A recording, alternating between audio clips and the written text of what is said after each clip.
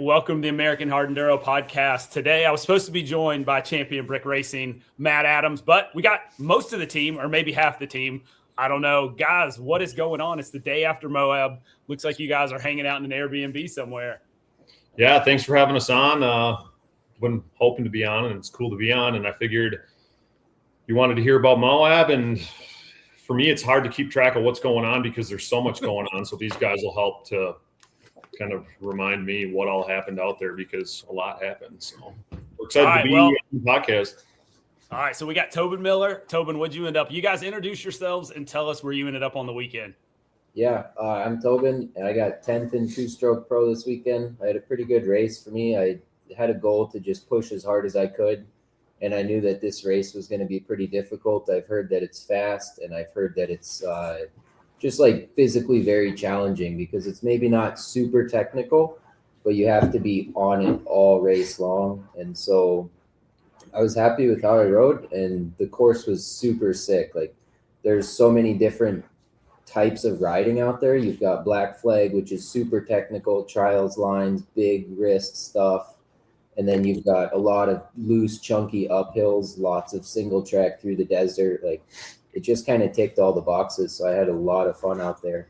It was also my first time riding any of this type of stuff, or first time riding this area. And so generally I felt pretty good seeing everything blind and just going for it. It was a lot of fun. Is that top 10 overall in pro, two-stroke pro? Is that your No, best finish of the two-stroke. year? I got 11th overall. Cody Weber. Okay, or sorry, in that class. Yeah. Is that your best result? Not quite. No, King of Motos was a little bit better. I got 8th overall there, I think. But still one of my best. I'm very pleased with it. And I beat Quinn Wenzel, which I'm always happy about that. That's a good marker for me. Okay, all right. Well, from what I hear, I heard that Black Flag section had just like 5 crazy splatters in a row. And I was talking to Max Beaupre, and he was like, the smallest one was bigger than anything we hit here.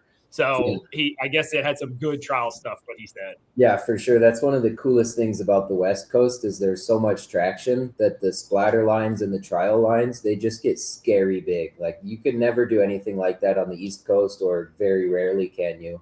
But here it's pretty common in the races to have huge splatters, high risk, and they're a lot of fun when you get used to them, but they're definitely intimidating. All right. So who's on the other side of you, Matt? What do you got? Who's over there? I'm O'Connor Barger. I ended up coming in P1A. I don't have an overall because Pro and A had 2 splits, but overall it was a really good day. I pushed hard. Yeah, I felt really good out there. Definitely had good battles with 2nd and 3rd place, but yeah, I'm super stoked to take home first this weekend. Well, you and Aiden went back and forth at Grinding Stone. He ended up getting you after you bent some bars in the main event. Were you guys close at all, or how'd this one go? So Aiden wasn't as close as Boogie. Me and Boogie were back and forth like pretty much the whole day until the last lap. I kind of just put a charge on. But Aiden, I think I got him by 25 minutes. Oh, wow. Okay. So he got 2nd, right? Boogie ended up 3rd? Yep. Okay. Boogie had some bike problems, so he lost some time in the pits. Okay. All right. So the guy to I guess it'd be McConaughey's right, my left, John Crawl. What are you doing? It's the rodeo clown himself. Tell him how you even ended up here. Tell that. Yeah, what are you doing out there? It was wild. So Wednesday night, Matt calls me asking me about buying a cowboy hat, and I'm like, trying to give him some advice on it. And he's like, you should come out to Moab. And I'm like, I just got back from work and I've not been riding at all, hardly, just been working. And then he's like, you should come out to Moab. And then he's like, hold on, I'm going to call you back in 2 hours and see if I can make this work. And then 10:30 at night, he's like, okay, I got you a flight booked for 7 o'clock in the morning. And I'm like, oh, okay. So I ran and got all my stuff packed and went to bed at midnight, got up at 3:30, drove to the airport, and it was like a whole ordeal. And then what happened? And then he calls me. Then I'm sleeping at the Airbnb in Moab. 4:30 in the morning, my phone rings. It's the cowboy, and he's like, Matt, I'm at the check-in, and they're saying that you booked the flight for next month.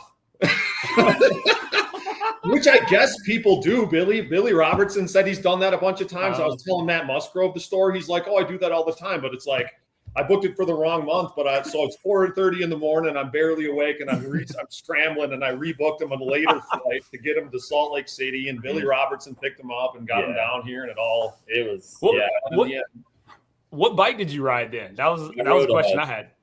Tobin's practice bike. Tobin had it all pretty much dialed for me. So he had it dialed because he thought I was going to ride it, and then I was like, once the John was coming up, I'll just hang on. But it was wild. So this is my first time ever even being out west. Period. So Dude, and then we rode a little bit Friday evening. Yeah, Braxton and I took him on a they're like, we're gonna go on a short little ride, and then pretty soon we're on the side of these like bluffs and stuff, dropping off with crazy stuff, and I'm like, this is not really a little practice ride. This is pretty legit, you know. Well, and you're probably there goes your confidence because they've been riding out there and are used to all that crap, and you're like, what is this? No, John was crushing it. I was actually feeling pretty good. It was just crazy how much traction, because I'm like looking at this thinking from an East Coast perspective. I'm like, there's no way.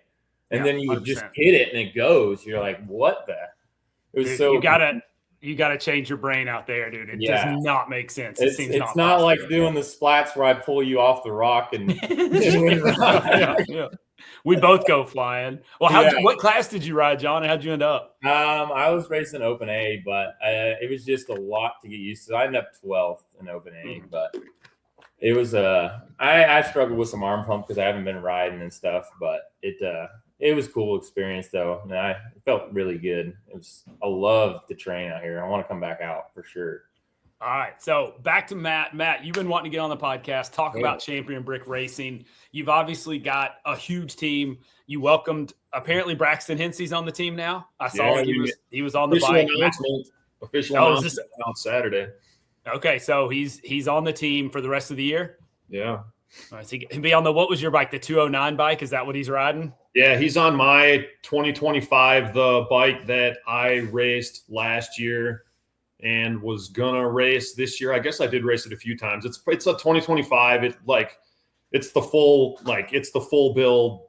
It's the same bike Tobin's racing, but it had a little bit more titanium on it because it was mine, and I wanted to have a little bit better bike than Tobin, you know. Yeah, fair enough.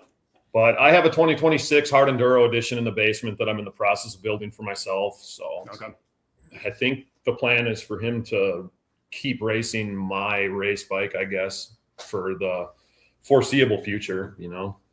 Well, so you guys, I don't think you've got a huge team now. It's a lot of fun. We had a lot of fun at Grinding Stone. Tons of people under the canopy hanging out, listening to music. Like Matt Green's talked a lot about it, which is awesome. You gave him the opportunity. But like, what's the plan? You've never done West Coast. You've got a bunch of bikes over there. Is someone bringing them back east, or how are you guys doing that? Yeah, Nathan, is it Barger or Berger? Nathan Berger, right? Yeah. Nathan Berger, most people know him as Bonsai Racing. I had no idea what his name was. Yeah. Big, tall beta guy. Yep. Bonsai. So so it's like all last year, everyone was just kind of like, man, you got to do the full series. You got to send Tobin for the full series. And I was just kind of like, all right, give me some time, you know?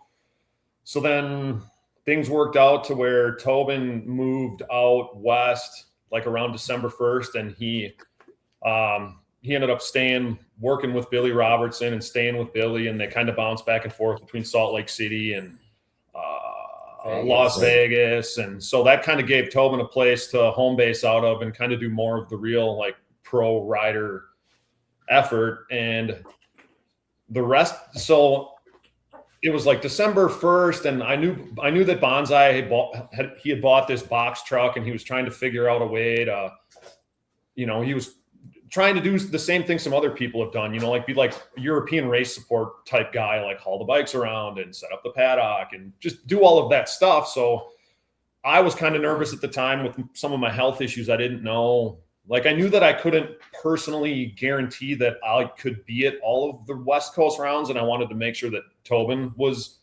handled.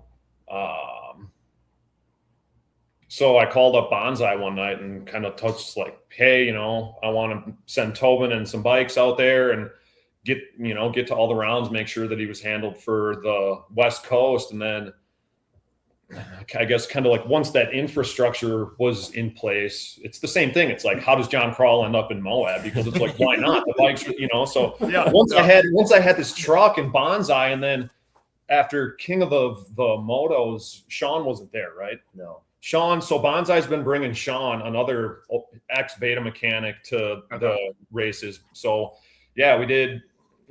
And then, then we had this truck and we had this infrastructure in place. And then here comes Matt Green. And it's like, why not bring him over? We have the truck, we have the mechanic, we have the parts. It's like, why not do it?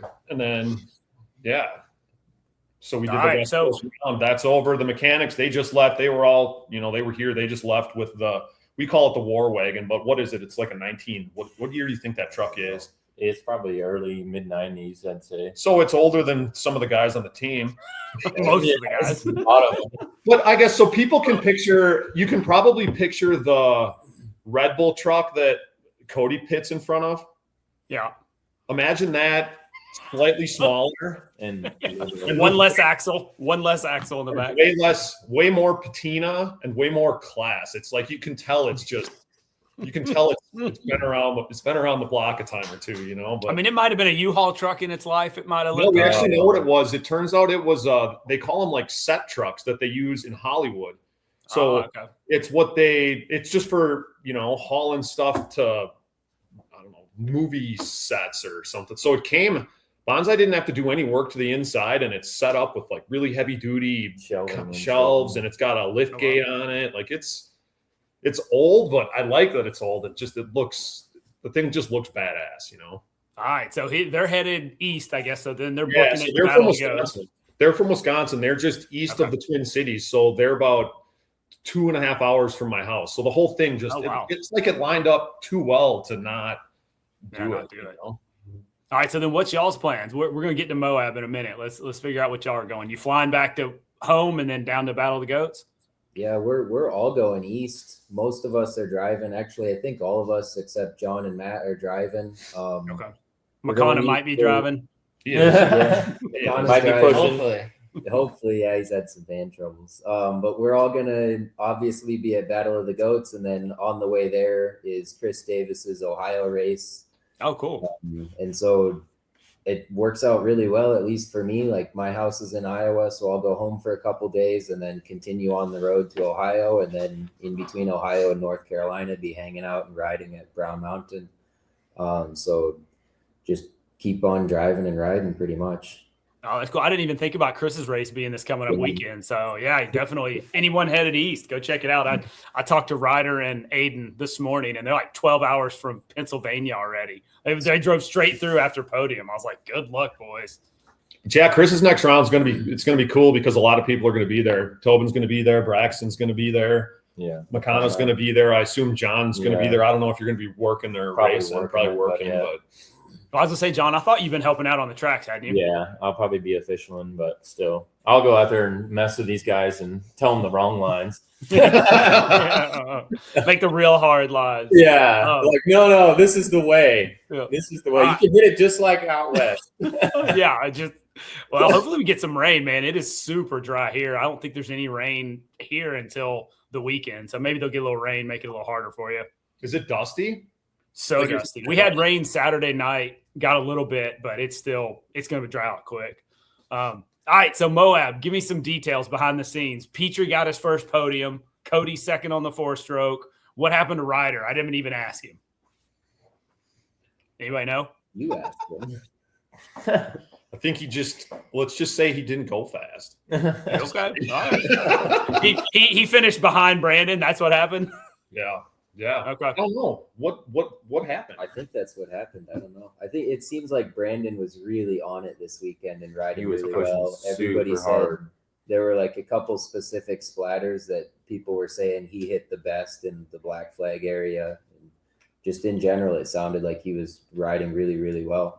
I think the big takeaway, or the thing that I heard from a lot of people, was that generally just the pro class results were just, I don't want to say jumbled up, but they were just very atypical in terms of how it all, there were a lot of people that were a lot lower than there normally would be. And then there were some outliers that just, I don't know. What do you think? I really think that this race, I mean, Joe Joe Namath, the course builder, he's kind of like a big Sender Trials guy. He's really quiet and he doesn't act like he's super gnarly, but he's super gnarly. So it's like it was trialsy. Don't you think that this race favored like the Endurocross trials rider kind of thing? Like that's why I think we saw what we saw with like Nico Piazza. Like he was crushing out there, but he's just, he's been riding Endurocross and I really feel like the people that are better at the trials is proper technique sort of stuff versus just like the tough guys really kind of rose to the top, I think. Well, there was I think it was what you did. I don't know how many laps you did, but at the end of the race, they sent you up some really gnarly section. I think I saw a video of Ryder kind of hung up and Petrie making it out. Did you end up in there, Tobin? Yeah. They had to ride the hard section of the black loop every single lap this year. Oh, wow. Okay. Yeah, we did it all 3 laps. And we all did it. Only pro guys did it. A class did not. They had to work around on it. But it was, like I said earlier, there was a lot of different types of riding out there. So like the first maybe half of the course, I would say it was faster, chunky single check, some chunky hills, lots of switchbacks, which was really cool to see switchbacks up those hills.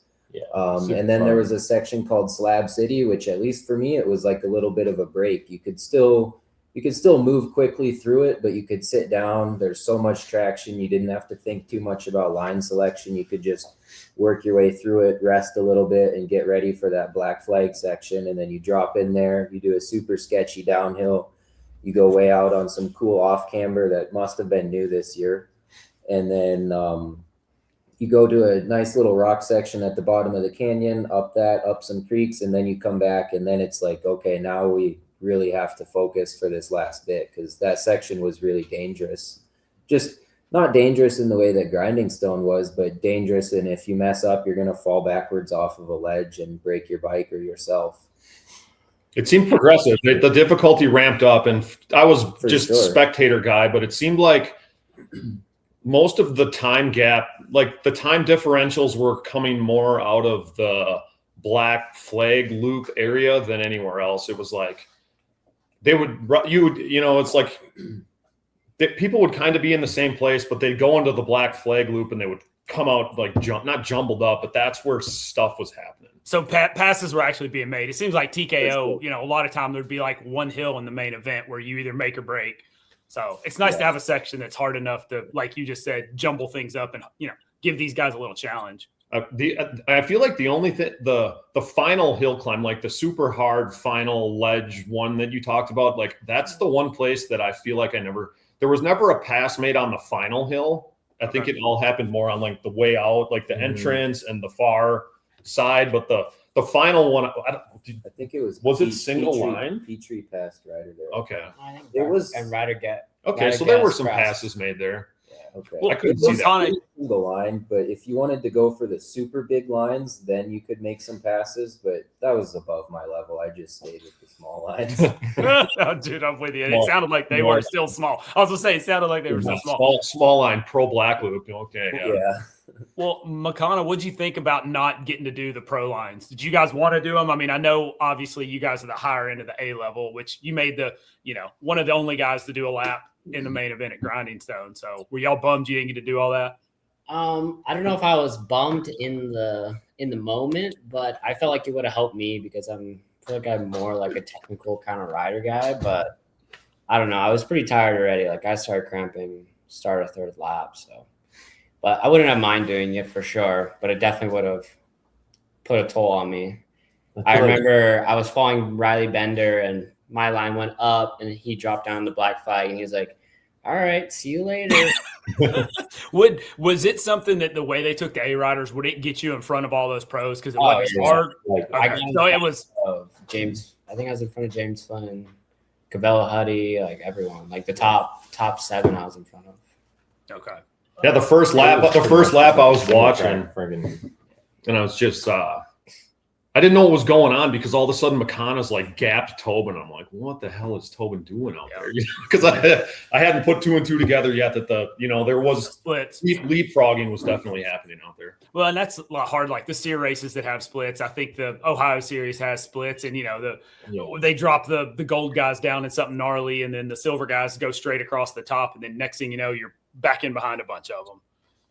Definitely jumbles things up, and you don't get to see how you stack up against the pros and some of that, like you said, McConaughey, and the overall. Yep. So, anything else from Moab? Any good stories? Anybody, like I said, behind the scenes stuff that everyone wants to know happened?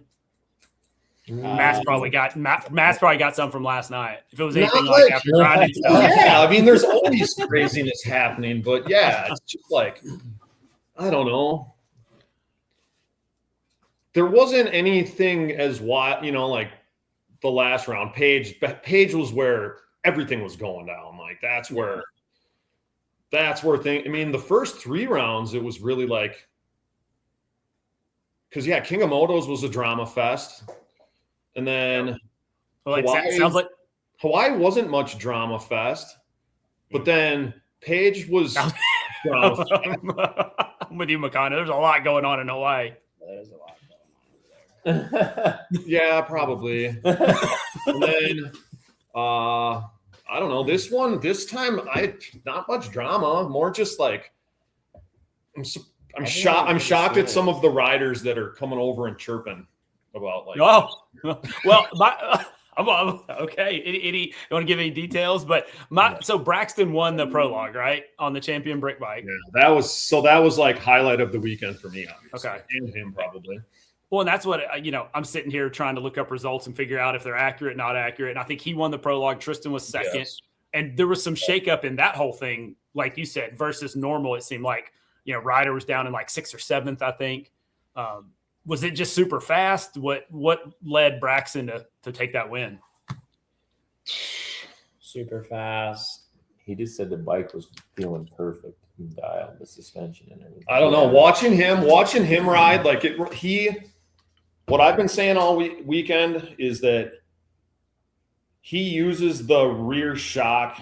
He uses the rear shock in a way that I've only seen a few people use the rear shock. And I'm talking people like Cody Webb and Pat Smaggi. Like he has a way of he uses his rebound. He uses his suspension's rebound like in that next level way that they're all using the rebound, but he's using he'll just be riding around slowly, but he's using the suspension rebound where it's like, it makes it look like the bike's being flown versus ridden, if that makes sense, where it's just kind of like, it looks weightless and he just looks really light on the bike, and his technique I'm not an expert at proper technique. Obviously you guys have seen me ride, but he just looked really good on the bike. The bike's really good. Like, yeah, I think he was just stoked, and he finally was on suspension that was built specifically for him by Petro, Zavarati suspension. And he's, I think that's one of the big advantages that our team has is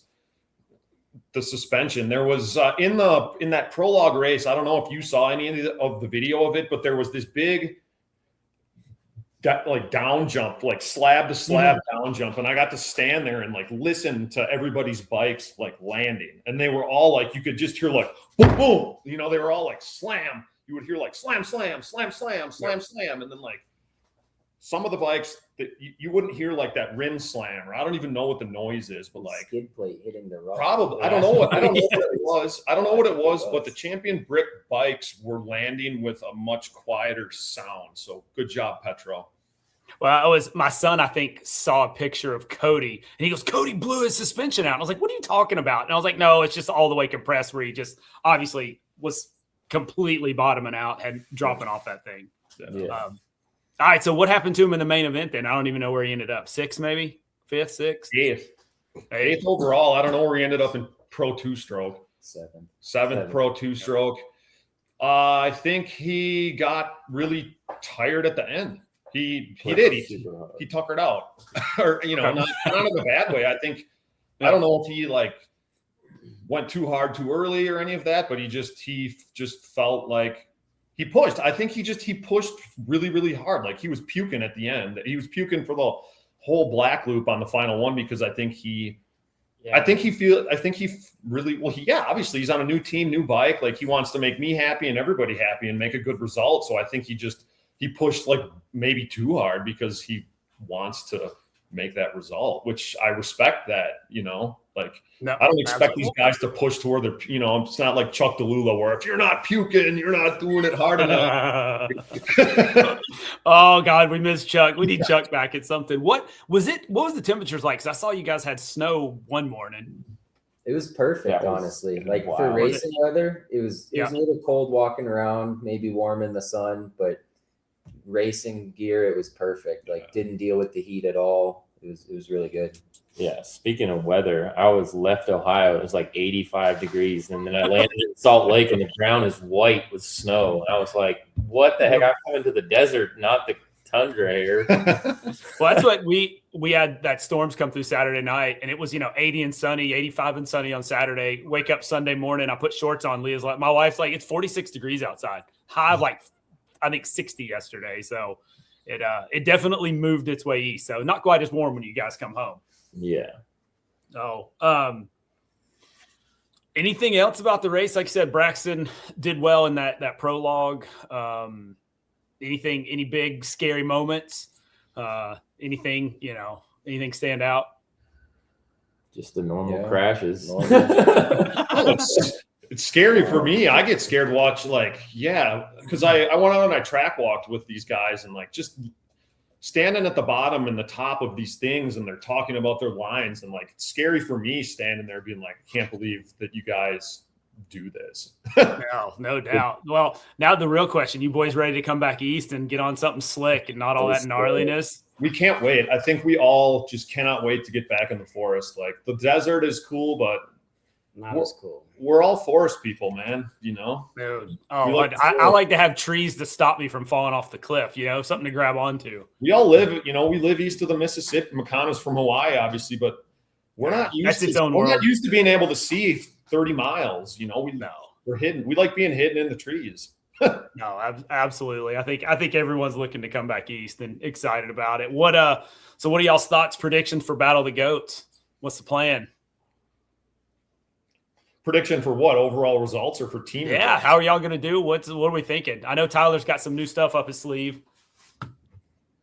It's hard to say. I don't know. If Pro and A, I'm hoping for a top 10 for sure. Here we go. I like it. Overall. Should we do Pro A splits or do you want to just ride the whole course? Because I don't know what they're talking about doing. It. Part of it being that I'm an A class, I'm like, they could give the pros something, the next level. Let us go around it, or what do you think? I enjoy doing the full course. Me personally, I don't know. Yep. I don't know, but that's one thing I will say about the West Coast. You feel you get a lot more feeling of accomplishment out here because if you don't make an obstacle, it's usually huge here. Back east, you don't make an obstacle, it might just be a root, and you're sitting there spinning, stuck behind a tree, and you're like, "This is so stupid." You feel like you can do something really stupid back east, and you didn't make it. Oh, it's demoralizing. It's like I just need to go 8 more feet to make it to the next road cut, and I cannot get there to save my life. That's it's just so many times. I feel like the West Coast doesn't have as much ticky-tacky. Like there's no bike. You can't just out here. You either make the obstacle or you don't. There's no making it 3/4 and then zigzagging to the top or pushing over the top. Like there's just I don't know. I've got 2 things. So zigzagging to the top is something that I really enjoy and I think should be in more hard enduros because it makes for better racing. And that's what Joe did really well at this course. Was there was a lot of alternate lines, or you could make it most of the way up a ledge, and it's a little bit the terrain that he has to work with, but it's also track layout, and he did a really good job with making it possible to go 3/4 of the way up. And then work from there, which is really cool. To pass and everything. If you wanted to be a baller, you could take a big line and get some passes. For sure. But then the other thing, backing up a little bit, you were asking about going to the East Coast, and one of the things that I generally get the feeling from the rest of the pro guys is everybody's pretty excited to go east, and they're all thinking they want to turn their season around. I think there's a lot of guys in the pro row that aren't super happy with how they've done so far. And I mean, not everybody for sure. A lot of these guys are riding really, really well, but there's just a lot of talk about, yeah, I'm ready to go east. I want to go back east. I want to see what I can do there. And I want to get back to that terrain and maybe turn it around a little bit. And it's just kind of an interesting thing. I've never been on the West Coast before. So I don't know if this is normal, like if everybody's always ready to go east or if it's just this year, but just something I've noticed. Any thoughts to getting a 4-stroke and so you can get on the podium in a pro class? We had a conversation yesterday. I've thought about getting one and getting points in one race and getting third. Yeah. Oh, so one question I've been thinking myself, because I've joked around about the same thing. I'm like, sure, we'll just get a 254 stroke, go have fun. But yeah, I don't know if there's going to be more guys on the East Coast that are thinking the same thing. It's like, hey, let me just, when you look at the results and you see what Cody and Riley and that's it. Hey, I'll just stand on a pro podium for maybe going out and making a lap. We almost need a qualifier in there. Like you have to do so far, get so far to get on the podium. Yeah. Well, think about what's his name, Hayden Finner, that rides that 150 Honda. Like, he's a good rider. Watch out for him. Pro 4-stroke riders. Like, if I was Riley Bender, I'd be a little bit. 31 might be back filming after all. Sooner than you think. Oh, real quick, what tires are you guys running? Is it mix and match kind of by rider preference? You got a team deal? Like what's our go-to? We don't have a team deal. Okay. So we've been lucky. I tried to kind of keep that freedom, but that may be changing in the future. There's definitely, with how the team is trending, there's definitely a lot more interest from sponsors and partners and things like that. And also with the scale of the team, the costs continue to grow. So some of that flexibility might have to go away in favor of like a tire and moose sponsor, but where that's going to land, I guess time will tell. I mean, so, but I don't know. I guess people like to know that stuff. Tell people what we ran in our rear tires. Yeah. For most of the West Coast, if there's no big secrets you don't want to let out now. I mean, no, we got no secrets. Just come by the pit. We'll show you everything. I'll tell anybody anything we do on our bikes. I mean, look at the Kenda Gnarly with a tubeless. That's the Hawaii spec. I know that. Yeah. I've ran a different rear tire at all 4 races on the West Coast. I started out at King of Motos with the Plus Monster, which is a very close replica of the factory spec Dunlop that 739 gummy. Unobtainium for normal people. Yeah, we couldn't get one, but we could get the Plus Monster, and it's incredible. I really, really liked it out there. Then we went to Hawaii where I had the Kenda Gnarly. I think everybody did. Yeah. Where did we go? We went to Page after that. I ran a Michelin there, very happy with it. And here this weekend, I had a Plus Spec B on. So similar tread pattern to the Michelin, just taller lugs. I was thinking it would do a lot better in the loose, chunky stuff, and it did for sure. But it was a little bit risky on the flat slabs with sand on them, just not as much traction as I would have hoped for. But generally, go ahead. Have you run that Spec B tire out east on any like slick, muddy stuff? Because I thought it might be a good mix of a gummy, but not an FIM gummy with a little more knobs. Yeah, I don't think so. I think those knobs are a little too big and they maybe fold over a little bit. I couldn't quite tell, but that would be my guess. They're super wide lugs too. Yeah, generally, I just think it's either the Dunlop or the Michelin, and then from there it's kind of rider preference. But those two seem to kind of rise to the top from what I've tested. I'm interested to test the Plus Tough one, the normal FIM spec, because it's also similar to the Michelin. I just haven't ridden it yet. But going back east, it'll either be Michelin or Dunlop. So pretty much I call that, FIM style, European style rear knobbies, whether that's an X-Grip King Kong or a Plus Extreme or a Michelin Extreme or a Dunlop EN91EX. I feel like it's splitting hairs at this point, I think what I always try to base it off of, what's going to be the deciding factor at the race? Is the rocks, the slick, muddy rocks back east going to be the deciding factor, or is the hill climbs and stuff going to be the deciding factor? And that's where I would go with either the Michelin or the Dunlop, something to favor one or the other. That's the John Crawl theory. He says Dunlops are better in the dirt and Michelins are better. If it's going to be a lot of hill climbs, say Kairos or something, definitely a Dunlop all the way. But if you're like roar or shotgun, I like a Michelin or something that's going to really help you in those slick rock situations. I used a Michelin for the first time ever at the shotgun race last year, and it was pretty impressive on all that loose, chunky, crappy rock that was just moving everywhere. I was impressed. McConnell, what's your go-to besides the Hawaii spec? I've been running a Dunlop EN91 with a pretty broken in 305 Nitro Moose. Okay. Just pretty much run that. Grinding stone, I felt like it fully disintegrated, like powderized it, and it was a little too soft for the main. So I was kind of like, I'd hit a section and I felt like I was like kicking out. But then this Moab, I had like pretty much a brand new one, like 5 rides on it, and it was perfect. So pretty hard. What are you going to use out east? I'll probably either stick with the Dunlop or a Michelin. I mean, I like the Dunlop. I kind of like the lugs on it. It lasts pretty good on the east, and I don't know, maybe we make a deal with somebody and we might be running something else. We'll see.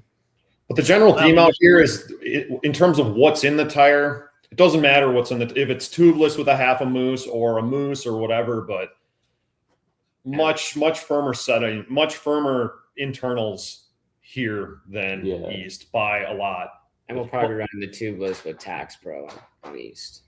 But I couldn't believe how firm Mario's tire was at Grinding Stone. It was bald. I mean, it had lost pretty much every knob, but like when I felt it afterwards, it was like 8 PSI. I couldn't believe he was doing, ended up that good on it. How soon after the race did you feel it? Because I'd be interested to see if the air pressure had built up in that and made it more firm.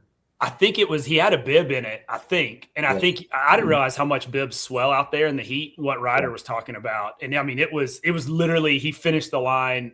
I interviewed Tristan, he finished, and then I felt it. So it was right when he got done. Yeah. But sometimes the thing is out here, the moose setups are firm enough that the beads are seated on the tire. So you have that ability to basically like build air pressure inside of the moose. Oh, yeah. I didn't think about that. Yeah. But it's not, I mean, enduro, it's a thing that I've known about, but it's not that uncommon in enduro cross or even some of the factory bikes. Like they're drilling like 3/16 hole. They're put like a dozen 3/16 holes in the carcass of the tire to keep that air pressure from building up inside the system, really. Okay. Yeah, that's what I had seen that, which was pretty intriguing. I bet you the tires, if you start a race, if it's 50 degrees outside and, it heats up till 70 in the sun, I bet if you measured the tire temperature, I bet the tires are 135, 140 degrees in actual operation. So if I watch the tire pressure sensor monitors on my trailer, and when the trailer tires come up in temperature 60 degrees, they also come up 15 pounds in air pressure. Like, really? I guess that's why it says check them cold. It's a thing to consider. It's like it's kind of next level thought when it comes to that, but yeah. All right. So before we go, I got to know any good Max Beaupre E-Moto guy stories. The little man was out there. Dude, he ripped. Don't give him anymore. He's like, man, everyone was cheering for me. I was on the podium. I was like, oh God, here we go. His helmet's not gonna fit. I watched his splat on that big splat. He almost like missed the face. He hit just doubled it. Yeah. Yeah, like he was wild on that thing. Yeah. There's something. There really is something. There's something with these e-bikes, and it's the theory or the thing that I've heard you talk about it or people talk about it, but it reminds me of a snowmobile where it's like you can go from zero to everything because you're not womp womp. It's like you can go from 0 to 100%. Like he came through the scoring tent, but when a guy on an e-mote, like if you're behind a guy on an electric bike and he wants to roost you, like he can roost you. You're done. Harder. Yep. Well, I haven't seen the new bike. He's been out there. I mean, guys, probably been out there since I was in Grinding Stone or before that, doing some testing and trying to get it working. But him on the Ultra B, like bunny hopping and like you said, the splats. And this one's got more power. So we went Benelli 805. We went hill climbing with him at this place in Southern. Oh yeah, he came and met you guys. Yeah. Holy cow, he was on fire there. He was keeping up with the factory bikes like Tristan and Ryder's bike. He'd get For the most part. I mean, he was making some incredible hills, and some of the time he'd get 3/4 of the way up and it would overheat a little bit. Now he's got water freeze. Yeah, now they're working through that at Bunnell, but like that thing was so powerful. It made my gas bike look slow. Well, they are. They're. I mean, I don't believe. I think he's got at least a 10 horse. I think he said he's running at that thing at like 60 or 65 horsepower. And Holy cow. I don't think that there's any two strokes on the course making 65 horsepower. I mean, you could make a 300 make 65 horsepower, but none of the riders would like how it feels on the bottom end, because you'd have to raise it. You would have to raise the port timing and all. Right. Like, this sport still is not a horsepower contest, which is cool in a way, like snowmobile hill climbing and drag racing. It's like, we're not building horsepower. We're not building, race engines like you would think of. I don't know, 250 that's what bike or whatever. Cody built the YZ from last year, and he had the one in Grinding Stone. And I think either him or Riley was on it when y'all rode after Grinding Stone, and it's like the freaking beast. And it's not making that horsepower, but it's too fast. He couldn't ride it. Yeah. I had a 2018 that I put like a really high compression head on and whatnot, thinking that it would make the bike better for hard enduro, and it was too much. Like, it would just rip too hard. Like, it would just build RPMs too fast. All right, so let's break some news if it's still going to happen. Anybody coming over for Battle of the Goats for Champion Brick we need to know about? From overseas? Yeah. No, we can just clear that all up right now. Like, okay. That was what I'd heard. Matt Green might be coming back. The only race that at this moment in time we know for sure, everybody who misses Matt Green, come to Silver Kings. That's the next for sure time, unless he's injured or something. But yeah, he's contracted with Rigo Racing for 2026 FIM rounds. So that's kind of a hard contract to get out of, and they don't want to. I mean, they lost James Moore. Rigo Racing, James Moore went away from that. So I think that if Matt Green pieced out at the same period of time, that's not I could understand as a team owner. Like, if I was Rigo Racing, I wouldn't be like, oh yeah, Matt, go to the US, because they're running a team just like I am, and they put all this effort in. And if their two horses piece out over the course of 2 months, it's like a bad look to the sponsors. So I get why they're like, no, dude, you're racing if I am. So yeah, that makes sense. I don't know. Like, he might. It's really up to him. Like, I don't know if he'll come to Pennsylvania. He might. I think he would have for sure come to Pennsylvania if we had both rounds on that weekend. But now with it just being like the one round, I don't know. It's up to him. Like, he knows he's welcome. I mean, he's welcome to show up at any one of the hard enduro races, and he's on Champion. We have his race bike in the war wagon, and it's going east in case he does show up. But nothing. I have not been told for sure on anything other than Silver Kings, because that's going to be an FIM round. But when he is at Silver Kings, he's going to be racing under our tent. So when he's in the US, he's Champion Brick Racing. Oh wow! All right. What? Sweet. Well, John, you racing the rest of the East Coast stuff, or are you helping out, or what's your plan? I'm gonna try to do what I can. I got a lot of work and stuff in life, but I'm gonna do what I can. Yeah, try to get to most of them. Okay. And I do rodeos. It's like race rodeo. So one day I'm bullfighting, and the next day I'm racing dirt bikes. So it's a lot.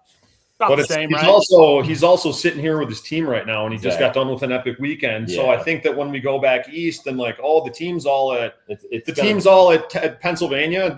You think the Cowboy's not going to show up even if he has to drive through the night? Yeah, that was like the last round of the East Coast. I drove all night to get there. I remember. Yeah, you looked a little rough the next day, but you were there. That was a long weekend there. I just think we're having so much. It's like it's so fun. It's too fun to not show up for. It's so good. Racing like bikes with our friends. Yeah, it's amazing. It's so good. It's always like, even when we're not racing, we're all just hanging out in the paddock, and it's just a good time in general. No, well, Matt, you guys, thank you for your time. Champion Brick Racing. If you guys are at Battle of the Goats, go by, check them out. Like I said, I think they're having more fun than anyone in the pits. They're serious, but they're having fun at the same time. Yeah, we're serious, but we have fun. Yeah, but we do take it very serious. Oh, no, absolutely. All right, boys. Safe travels. Hopefully, we'll see you in a couple weeks. Thanks, Drew. Thank you. See you guys.